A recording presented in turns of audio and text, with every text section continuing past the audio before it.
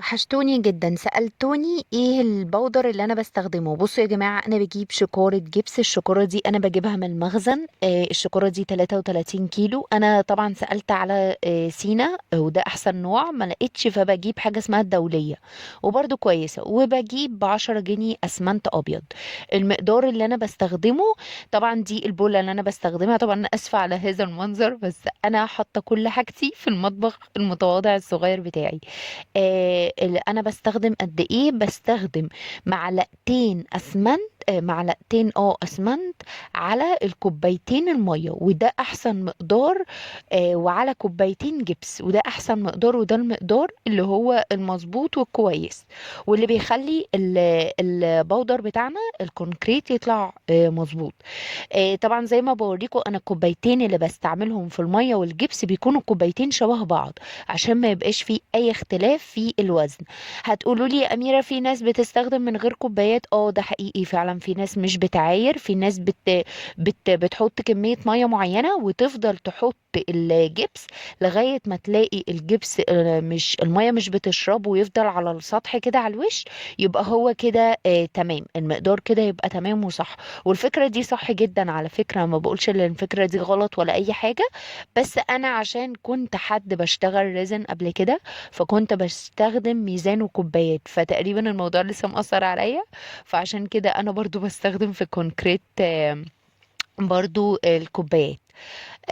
طبعا النهارده هنعمل ايه؟ هنعمل الفانوس. الفانوس ده القالب ده مصري، عبارة عن 3 قطع: الجسم والقبة والقاعدة بتاعته. تمام. ده زي ما بقول لكم قالب مصري. طبعا انا هنا كنت حضرت المقدار بتاعي، تمام، اللي انا قلت لكم عليه: كوبايتين جبس على معلقتين اسمنت وكوبايتين ميه. طبعا عايزه اقول لكم الكحول لا غنى عنه خالص في شغل الكونكريت. مش عارفه هنا باين عندكم ولا لا، بس كان بيبقى فيه بابلز، بيخلص البابلز نهائي. وكمان انا برش في القالب نفسه، عشان لما الكونكريت ينزل جوه القالب وبهبت فيه بيطلع منه بابلز. فلما بيكون في كحول في القالب، البابلز بيفرقع لوحده او بيطير لوحده. فطبعا حاجة مهمة جدا عايزة اقولها لكم، ان احنا نهبد على القالب، اي قالب بنشتغله. وده عشان نتأكد ان الجبس دخل في كل حتة، وعشان كمان نتأكد ان الشغل بتاعنا تمام مظبوط ما فيهوش اي حاجة. ودي حاجة مهمة جدا، يعني زي ما بقول لكم ما ينفعش ان احنا لا غنى عنها. طبعا زي ما بقول لكم احنا بنهبط بكل الجوانب كده، عشان لو في اي جزء بابلز في حتة يبتدي يظهر. طبعا دي كانت اللي هو الجبس الجسم بتاعت الفانوس. القطعة التانية دي برضو اللي هي القبة، انا بحب ارش في الزوايا، لان الزوايا فيها تفاصيل القبة، والتفاصيل دي ساعات بيطلع فيها بابلز بتخلي القطعة مخرمة، وكأنها كده فيها فراغات فاضية. فبحب ان انا برضو ارش فيها كحول، ومش برش كتير.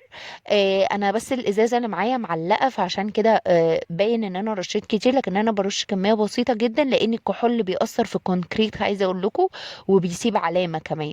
وهبقى اوضح لكم في فيديو كده ازاي هوريكم لما بنرش الكونكريت على القطعه كتير ايه اللي بيحصل.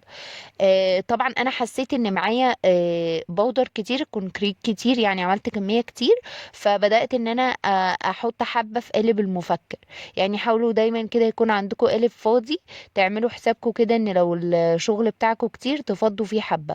عايزة اقول لكم بصوا المقدار شايفينه كريمي ازاي؟ مجرد ما هبت فيه بيبقى سايب، بس هو بصوا هو نازل تقيل جدا.